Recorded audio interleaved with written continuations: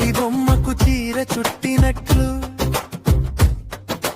గుండెలో నక్షత్రమే నవ్వినట్లు కనులలో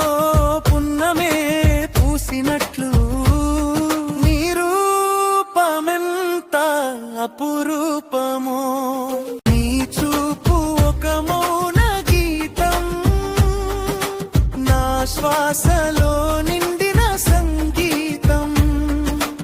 అదే కదా నామది కోరిన వరం